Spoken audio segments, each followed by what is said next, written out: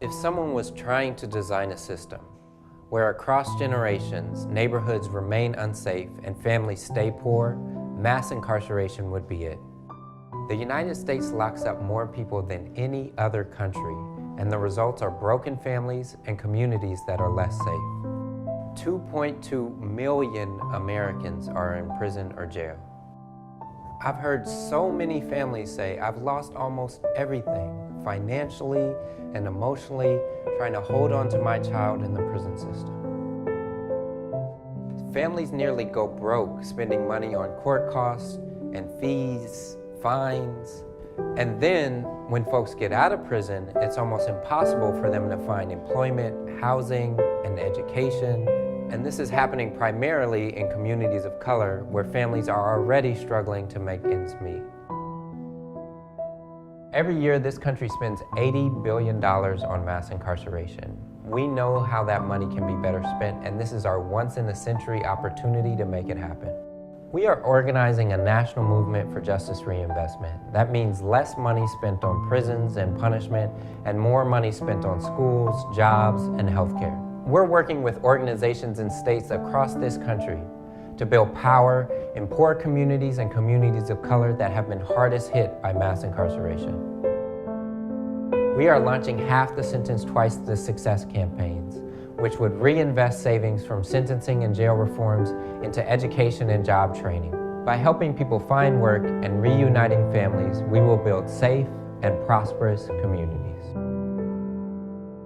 We're building a national membership organization to end mass incarceration. We want to build the kind of organization that Ella Baker herself would have been proud to join.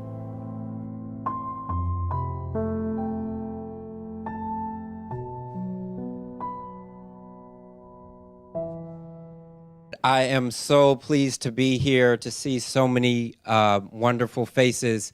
I know that you all could be doing a number of things, including watching the Giants game at home, watching the Giants game right across the hall from here, but you are here, and I appreciate you for it. We don't always examine the impact of mass incarceration on us as individuals or our family members. I know that I was in that situation myself. Before I was the executive director of the Ella Baker Center for Human Rights, I was just a kid from East Oakland trying to make it through high school and trying to figure out what I wanted to do with my life. I did well in high school. I was valedictorian. I ended up going to Harvard as an undergrad, and that was a really big deal for me and my family. The only problem was I really hated it. It was cold. I missed my family. I missed my mama. I missed my friends. And my grandfather passed my first semester there. And my second semester, I heard about this opportunity to go home if I went and recruited high school students from the Bay Area. And I had some misgivings about that because I had some feelings about the school, but it was a free ticket home, so I took it. When I got home, I had a chance to talk with students. I ran into a friend who had gotten pushed out of the high school that I went to. He had spent some time in jail. I had this aha moment like that could be me and realized a lot of the privileges that I had had. I also, every time I went home from Harvard each summer, learned about another family member who had been engaged in the system, who was working in the system, friends who were coming out of the system. And it was really distressing and disturbing to me. So that's what led me to this work at the Ella Baker Center for Human Rights. And what we do as an organization is work with the millions of Californians who are impacted by this issue, especially folks from low-income communities of color. California, folks may not know, actually has the highest rate of poverty in the nation. And that's according to the Supplemental Measure of Poverty, which is one of the more accurate measures of poverty. So that's the bad news, right? But the good news is that we have a once-in-a-century opportunity to transform our state. And that opportunity is called realignment. As a result of the state being sued for its overcrowded prisons, basically, folks convicted of less serious offenses have been moved to the local level. And billions of dollars have come along with those folks. Now, we believe folks convicted of less serious offenses, that's an obvious non-jail solution. Unfortunately, 58 counties across this state are totally blowing this opportunity. They're investing in more jails, probation department programs, and really missing the moment. So we are going to engage in a 3-part campaign to make sure that they get a kick in the pants and also a model to follow.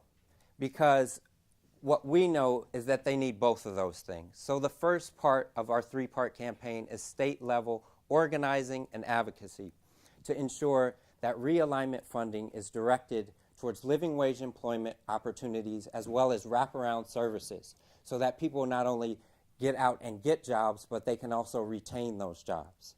The second part and third part are really designed to provide that model to follow.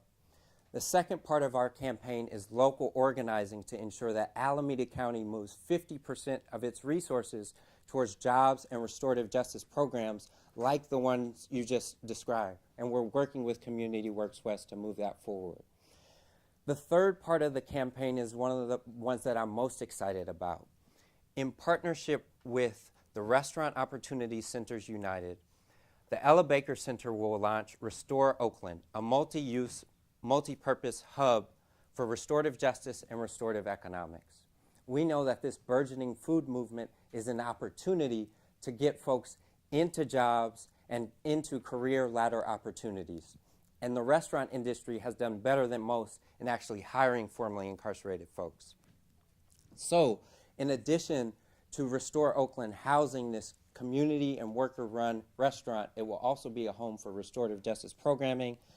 And then my favorite part, lots of good organizing for jobs, not jails, books, not bars, health care, not handcuffs.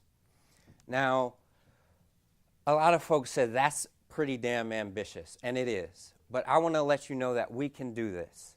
The Ella Baker Center has an 18-year track record on this issue.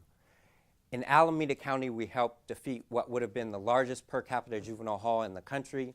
We organized families across the state to close 5 of 8 youth prisons in this state and saw no increase in crime.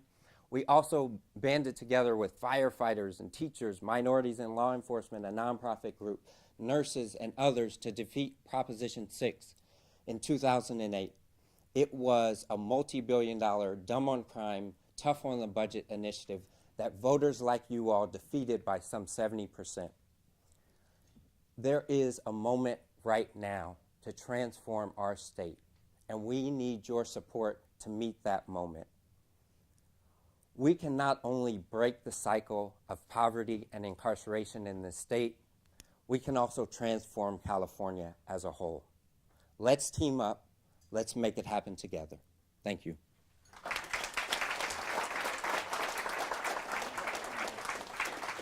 Thank you.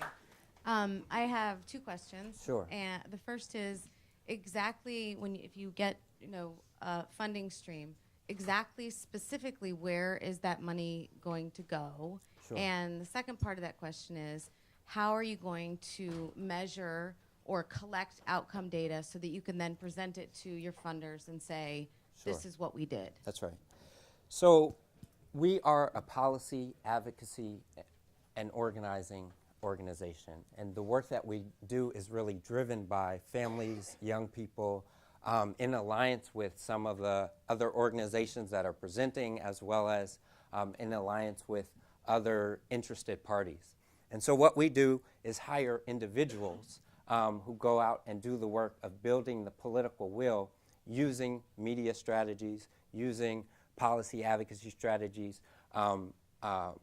What we plan to do is bring on both organizers as well as policy advocates so that we can lay the groundwork for the kinds of changes that I described, both within Sacramento, but also within communities that can help leverage community support to really demonstrate the kind of broad-based